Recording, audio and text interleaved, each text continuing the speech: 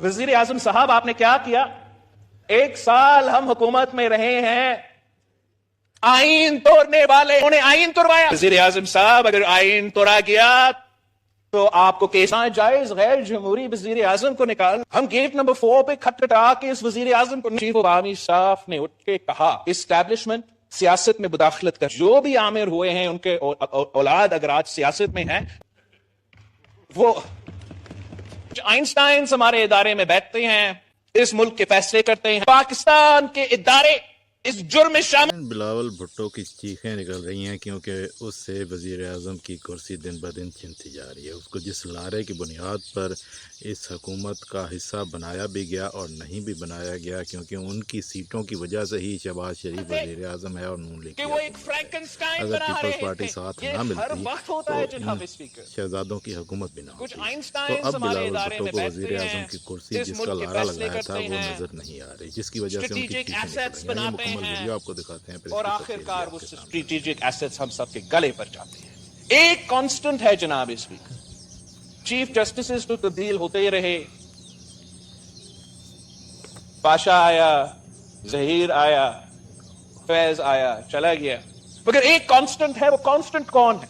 Constant कौन है जनाब स्पीकर? तो जमहूरियत जमहूरियत खेलते रहे हम, आइन का बलदस्ती, आजाद अदलिया, आजाद मीडिया, हम तो यही बातें करते रहे, लेकिन इनका जवाब में, हमारा हर जमहूरी कदम के जवाब में एक गैर जमहूरी गैर आईनी कदम उठाया जाता है। हमने अगर नाजायज गैर जमहूरी वजीर आजम को निकाल, हम गेट नंबर 4 पे खटखटा के इस वजीर आजम को नहीं हटाएंगे, इसलिए वो तो गैर जमहूरी होगा।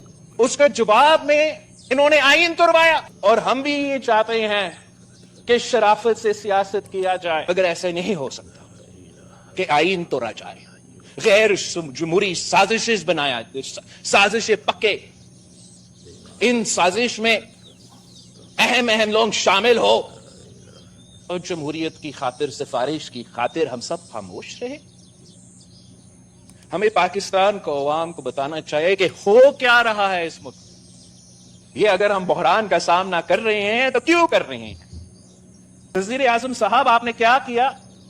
1 साल हम हुकूमत में रहे हैं, आइन तोड़ने वाले हाथ पे हाथ बैठे हैं। मीडिया क्या कहेगा, दुनिया क्या कहेगा? वजीर आजम साहब अगर आइन तोड़ा गया तो आपको केस फाइल करना चाहिए, अगर तो कानून तोड़वाया गया तो केस फाइल करो। आमिर आके ये काम करवा देता है, तो ये हमने तारीफ तो रकम किया, लेकिन ये जो रिएक्शन आपको नजर आ रहा है, जो विसरल रिएक्शन पाकिस्तान में, मुआशरे में आपके सामने नजर आ रहा है, वो हमारा वोट ऑफ नो कॉन्फिडेंस पे जवाब नहीं है। ये जो पोलराइजेशन, ये जो तकसीम, ये जो गैर जमहूरी साजिशें हैं ना, ये किसी और के एक फिक्रा की वजह से हो रहा है। जब हमारा साबिक चीफ अवामी स्टाफ ने उठ के कहा इस्टेब्लिशमेंट सियासत में मुदाखलत करता था, माजी में ये सब कुछ होता था, आइंदा हम ये काम नहीं करना चाहते, तो एक पूरा पैरेलल स्ट्रक्चर है जनाब स्पीकर। एक रात आप ये बयान करेंगे तो दूसरा रात तो जमहूरियत होगा, वाह वाह होगा, ऐसा तो भी नहीं। 70 साल से एक पूरा पैरेलल स्ट्रक्चर इस मुल्क में बनता आ रहा है। जिनका फायदा होता है तो गैर जमहूरी दौर में होता है, जब फायदा उनका होता है तो आमिराना दौर में होता है, डायरेक्ट आमरीत में, इनडायरेक्ट आमरीत, और एक पूरा पैरेलल स्ट्रक्चर बन चुका है। एक पूरा सियासी क्लास है जिनका कोई मुस्तकबिल नहीं है। अगर इस्टेब्लिशमेंट सियासत से पीछे हटता है तो उनका सियासत खत्म हो जाता है। उनका अपने विसरल रिएक्शन देखा है, उनको आप वो ये साजिश करवा रहे हैं।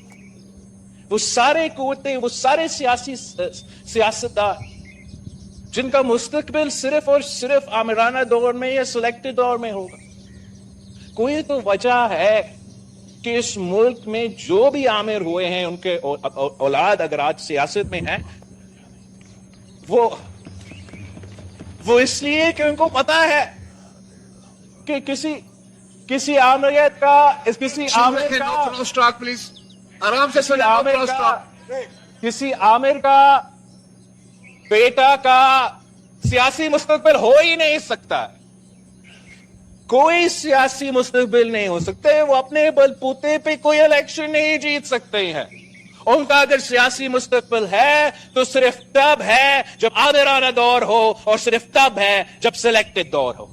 इसी तरीके से जनाब स्पीकर, हमारा पूरा निजाम में ऐसे स्टेक होल्डर्स है। हमारा ब्यूरोक्रेसी में भी है, हमारा जुडिशरी में भी है, और हमारा एस्टैब्लिशमेंट में भी आज तक रहते हैं, जिनका अगर मुस्तकबिल वो आमरीत के साथ या सिलेक्टेड दौरों के साथ, वो सिर्फ तब अगर हमारा एस्टैब्लिशमेंट वाकई ही न्यूट्रल रहे, तो उनका कोई मुस्तकबिल नहीं होगा। हमने जानबूझ के अपना 3-4 साल जो हम ऑपोजिशन में बैठे थे, हमने जानबूझ में हर वक्त पे हम सोचते रहे,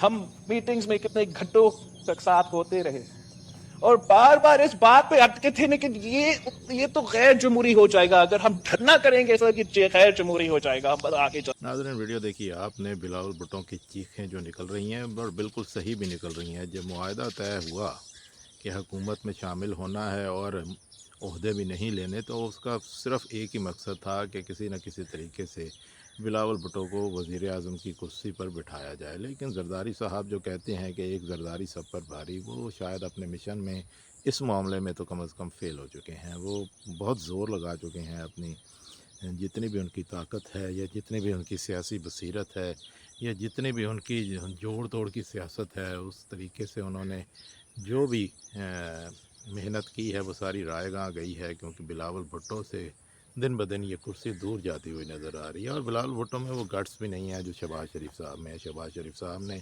ये साबित किया है कि जितने फर्मा बरदार वो सियासतदान हैं, इतना फर्मा बरदार सियासतदान आज तक नहीं रहा पूरी दुनिया में, पूरी पाकिस्तान की तारीख़ में। तो किसी हद तक तो कहा जा सकता है कि शहबाज शरीफ का कोई मुतबादल है ही नहीं, और अगर कोई मुतबादल हुआ भी तो शहबाज शरीफ साहब इससे भी ज़्यादा ऊपर जाके खिदमत गुजारी करेंगे और उनके चांसेस जो दूसरे उम्मीदवार हैं उनके ख़त्म कर देंगे। इसमें जो इनकी अपनी फैमिली से एक उम्मीदवार हैं और एक तरफ से पीपल्स पार्टी से जो उम्मीदवार हैं, वो कोशिश अपनी पूरी कर रहे हैं। अब आने वाले वक्तों में देखते हैं कि इनकी नस्लों में से हमारी नस्लों पर कौन हुकूमत करता है और कितनी देर हुकूमत करता है और कब तक हुकूमत करता है। तो देखते हैं, ये आने वाला वक्त ही बेहतर बता सकता है, क्योंकि पाकिस्तान में कुछ भी हो सकता है।